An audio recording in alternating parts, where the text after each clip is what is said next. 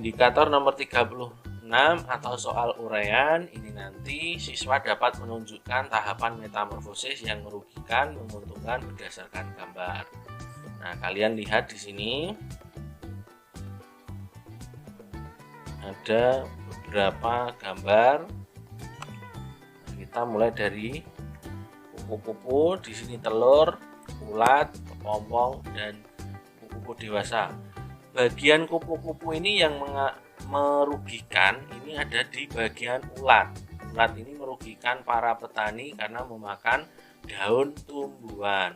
Kemudian bagian kepompong ini menguntungkan manusia. Mengapa? Karena bisa dijadikan bahan makanan.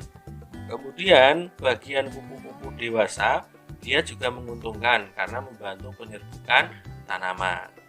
Selanjutnya untuk nyamuk. Nyamuk ini juga memiliki fase yang merugikan dan menguntungkan.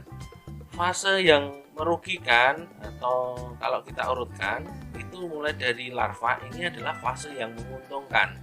Larva dan pupa ini fase yang menguntungkan. Mengapa? Karena bisa dijadikan pakan ikan hias. Jadi misalkan kamu punya cupang, ikan cupang itu makanannya jentik-jentik atau pupa dari nyamuk.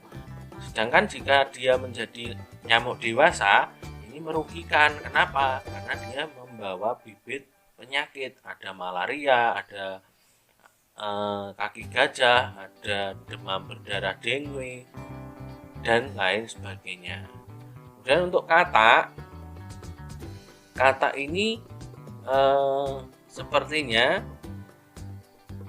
dia tidak begitu merugikan manusia.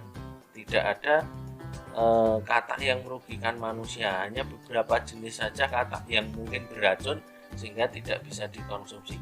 Tapi jika ada katak hijau, ini di fase dewasa dia bisa dimanfaatkan manusia sebagai bahan makanan juga. Tapi di fase-fase yang lain dia tidak merugikan tapi juga tidak menguntungkan. Tapi untuk fase katak dewasa, katak hijau itu bisa dijadikan bahan makanan.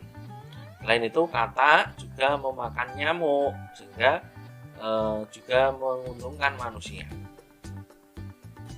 Dan di sini lalat atau ini mungkin lalat ini telur kemudian menjadi belatung. Belatung ini menguntungkan manusia loh anak-anak. Mengapa? Karena dia bisa membusukkan sisa-sisa makanan. Bayangkan kalau di dunia ini tidak ada belatung, pasti banyak sekali bangkai yang berserakan. Karena ada belatung, maka dia memakan bangkai tersebut sehingga habis. Kita tidak melihat bangkai lagi. Dia bisa membusukkan atau habis bangkai yang bergeletakan itu. Nah, kalau dia sudah sampai di fase dewasa, dia merugikan. Mengapa? Karena dia membawa bibit penyakit.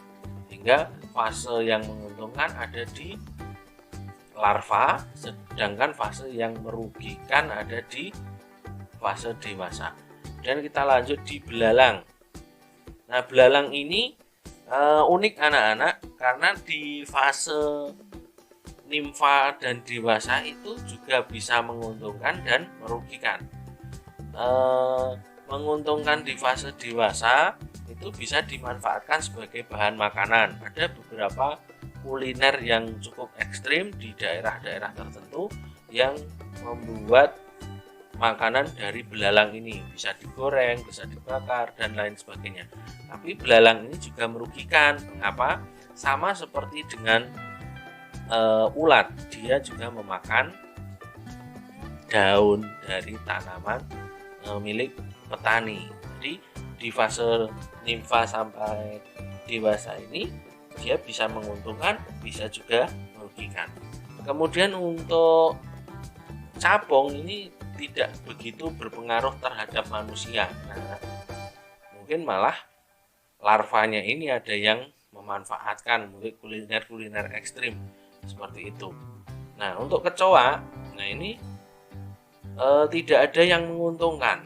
Dia fase merugikan di bagian dewasa ini karena dia membawa bibit penyakit. Kalau di sini ayam, anak-anak, ini fasenya di telur itu menguntungkan, di bagian dewasa juga menguntungkan. Jadi untuk ayam ini memang hewan ternak, sehingga jika diternak dia menguntungkan. Merugikannya hanya sedikit, mungkin akan makan makanan yang dia curi ketika mungkin banyak petani yang menjemur hasil panennya, mungkin tidak banyak, mungkin hanya sedikit. Jadi seperti itu untuk fase metamorfosis hewan yang menguntungkan dan merugikan. Contoh soalnya seperti apa? Nah, ini ada daur hidup kupu-kupu. Jelaskan tahapan daur hewan tersebut yang menguntungkan dan merugikan manusia. Nah, untuk tahapan yang menguntungkan adalah tahap pupa karena digunakan sebagai bahan makanan, serta tahap dewasa karena membantu proses penyerbukan. Tahapan yang merugikan adalah tahap larva karena merusak daun tanaman petani.